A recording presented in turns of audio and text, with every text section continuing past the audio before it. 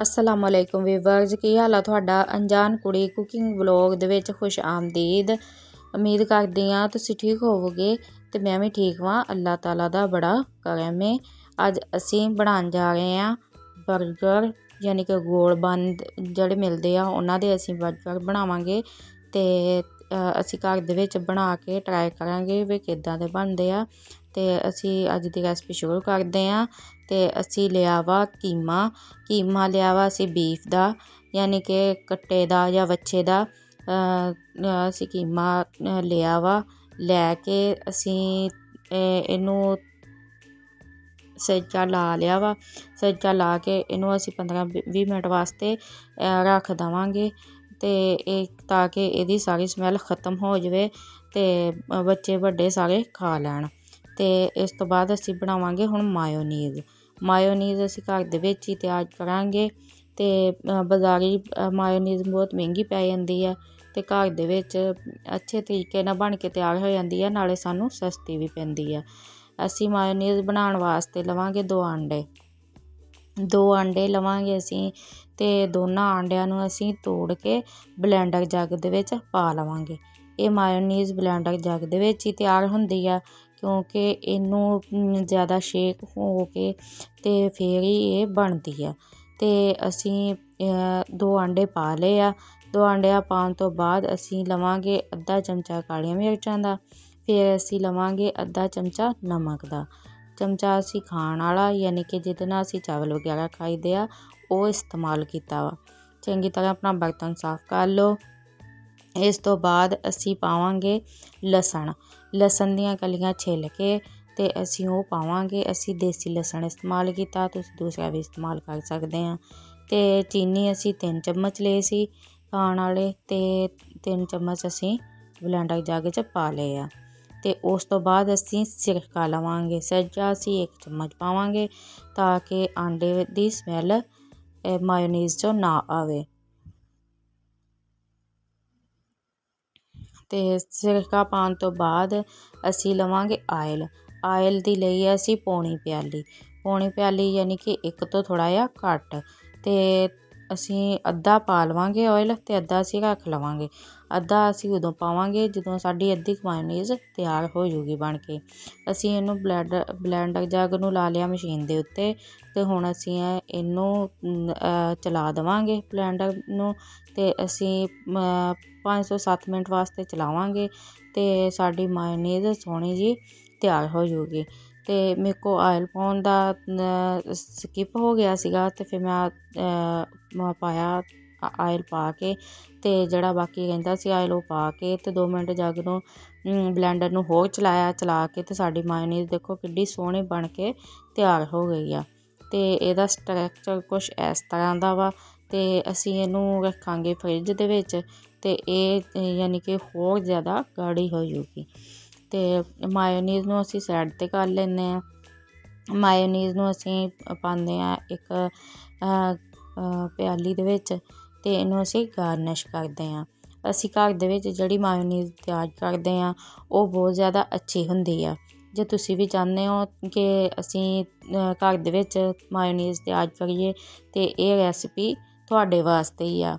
ਤੇ ਤੁਸੀਂ ਵੀ ਆਪਣੇ ਘਰ ਦੇ ਵਿੱਚ ਮਾਇਓਨੀਜ਼ ਘਰ ਦੇ ਵਿੱਚ ਬਣਾ ਕੇ ਇਸਤੇਮਾਲ ਕਰਿਆ ਕਰੋ।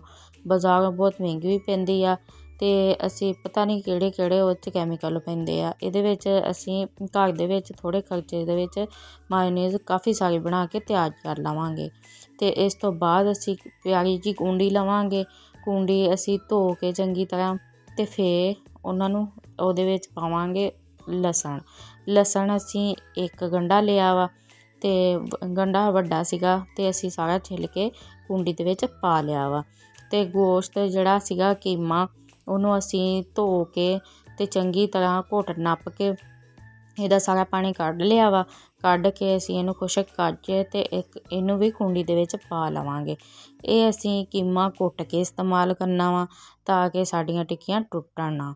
ਤੇ ਇਸ ਤੋਂ ਬਾਅਦ ਅਸੀਂ ਸਪਾਈਸਿਸ ਜਿਹੜੇ ਲਏ ਆ ਤੇ 1 ਚਮਚਾ ਲਿਆ ਲਾਲ ਮਿਰਚਾਂ ਦਾ, 1 ਚਮਚਾ ਲਿਆ ਨਮਕ ਦਾ, ਤੇ ਅਸੀਂ ਲਈ ਮੇਥੀ ਸੁੱਕੀ ਤੇ ਜ਼ੀਰਾ ਤੇ ਸੁੱਕਾ ਧਨੀਆ, ਤੇ ਲਈ ਅਸੀਂ ਅਜਵਾਇਣ। ਅਜਵਾਇਣ ਦੀ ਅੱਧੀ ਚਮਚੀ ਅਸੀਂ ਲਈ ਹੈ। ਅਤੇ ਤੁਸੀਂ ਆਪਣੇ ਟੇਸਟ ਜਿੱਦਾਂ ਦਾ ਤੁਹਾਡਾ ਟੇਸਟ ਆ, ਜਿੱਦਾਂ ਦਾ ਤੁਹਾਡਾ ਜ਼ਾਇਕਾ ਵਾ, ਉਸ ਜ਼ਾਇਕੇ ਦੇ ਤੌਰ 'ਤੇ ਤੁਸੀਂ ਘੱਟ ਜਾਂ ਵੱਧ ਮਸਾਲਾ ਜਾਤ ਕਰ ਸਕਦੇ ਹਾਂ। ਅਤੇ ਅਸੀਂ ਇਸ ਤੋਂ ਬਾਅਦ ਇੱਕ ਘੋਟਣਾ ਲਵਾਂਗੇ ਵੱਡਾ ਸਾਰਾ, ਅਤੇ ਲੈ ਕੇ ਅਤੇ ਇਹਨੂੰ ਚੰਗੀ ਤਰ੍ਹਾਂ ਘੋਟਣਾ ਲਾਵਾਂਗੇ। ਇਹ ਲਾ ਕੇ ਅਤੇ ਇਹਨੇ ਮਸਾਲੇ ਅਸੀਂ ਮਿਕਸ ਕਰਾਂਗੇ ਚੰਗੀ ਤਰ੍ਹਾਂ। ਇਹਨਾਂ ਨੂੰ ਹੱਥ ਨਾਲ ਮਿਕਸ ਕਰਕੇ ਇਹਦੇ ਵਿੱਚ ਅਸੀਂ ਜਿਹੜਾ ਇੱਕ ਆਂਡਾ ਸੀਗਾ ਉਹ ਵੀ ਤੋੜ ਕੇ ਪਾ ਲਵਾਂਗੇ। ਆਂਡਾ ਪਾਉਣ ਤੋਂ ਬਾਅਦ ਅਸੀਂ ਇਹਨੂੰ ਅੱਛੇ ਤਰੀਕੇ ਨਾਲ ਮਲ ਕੇ ਹੱਥ ਦੇ ਨਾਲ ਮਿਕਸ ਕਰਾਂਗੇ, ਤਾਂ ਕਿ ਸਾਡਾ ਮਸਾਲਾ ਜਿਹੜਾ ਵਾ ਉਹ ਅੱਛੇ ਨਾਲ ਚਿਪਕ ਜਾਵੇ ਸਾਰੀਆਂ ਚੀਜ਼ਾਂ ਦੇ ਨਾਲ। ਅਤੇ ਇਸ ਤੋਂ ਬਾਅਦ ਅਸੀਂ ਲਵਾਂਗੇ ਧਨੀਆ ਕੱਟ ਕੇ, ਅਤੇ ਪੁਦੀਨੇ ਦੀਆਂ ਪੱਤੀਆਂ ਉਹ ਵੀ ਅਸੀਂ ਢੇਰ ਸਾਰੀਆਂ ਵਿੱਚ ਪਾ ਲਵਾਂਗੇ, ਤਾਂ ਕਿ ਸਾਨੂੰ ਪੁਦੀਨੇ ਦਾ ਅਤੇ ਧਨੀਏ ਦਾ ਜ਼ਾਇਕਾ ਬਹੁਤ ਸਾਰਾ ਟਿੱਕੀਆਂ ਦੇ ਵਿੱਚ ਆਵੇ। ਇਹ ਪਾਉਣ ਤੋਂ ਬਾਅਦ ਅਸੀਂ ਇਹਨੂੰ ਫਿਰ ਚੰਗੀ ਤਰ੍ਹਾਂ ਮਿਕਸ ਕਰਾਂਗੇ। ਇਹਨੂੰ ਅਸੀਂ ਜਿੰਨਾ ਮਲ ਕੇ ਮਿਕਸ ਕਰਾਂਗੇ ਉਨਾ ਹੀ ਸਾਡੇ ਵਾਸਤੇ ਫਾਇਦਾ ਵਾ, ਉਨੀ ਟਿੱਕੀ ਸਾਡੀ ਟੁੱਟੂਗੀ ਨਾ, ਅਤੇ ਟਿੱਕੀ ਸਾਡੀ ਜੁੜੀ ਰਹੂਗੀ। ਅਤੇ ਅਸੀਂ ਚਪਲੀ ਕਬਾਬ ਬਣਾਉਣ ਵਾਸਤੇ ਵੀ ਇੱਦਾਂ ਹੀ ਮਸਾਲਾ ਤਿਆਰ ਕਰੀਦਾ ਵਾ। ਅਤੇ ਮਸਾਲਾ ਤਿਆਰ ਕਰਨ ਤੋਂ ਬਾਅਦ ਅਸੀਂ ਬਣਾ ਲਵਾਂਗੇ ਇਹਦੀਆਂ ਟਿੱਕੀਆਂ ਅਸੀਂ ਇੱਦਾਂ ਹੀ ਬਣਾ ਕੇ, ਅਤੇ ਇਹਨੂੰ ਅਸੀਂ ਲਏ ਆ ਬੰਦ ਇਹ ਮਿਲ ਜਾਂਦੇ ਆ ਬੇਕਰੀ, ਕਿਸੇ ਵੀ ਬੇਕਰੀ ਤੋਂ। ਇਹ 100 ਦਾ 120 ਦਾ ਪੈਕਟ ਆਉਂਦਾ ਵਾ, ਅਤੇ ਤੁਸੀਂ ਜਿੱਥੋਂ ਵੀ ਚਾਹੋ ਅਤੇ ਇਹ ਬਣ ਲੈ ਸਕਦੇ ਆ। ਅਤੇ ਮੈਂ ਵੀ ਇਹ ਲਿਆ ਵਾ ਬਾਜ਼ਾਰੋਂ। ਅਤੇ ਇਸ ਤੋਂ ਬਾਅਦ ਮੈਂ ਟਿੱਕੀਆਂ ਤਵੇ 'ਤੇ ਪਾ ਲਈਆਂ, ਅਤੇ ਟਿੱਕੀਆਂ ਨੂੰ ਇੱਕ ਪਾਸਿਓਂ ਸੇਕ ਲੱਗ ਗਿਆ ਅਤੇ ਇਹਦਾ ਪਾਸਾ ਮੈਂ ਦੂਸਰਾ ਪਲਟ ਦਿੱਤਾ।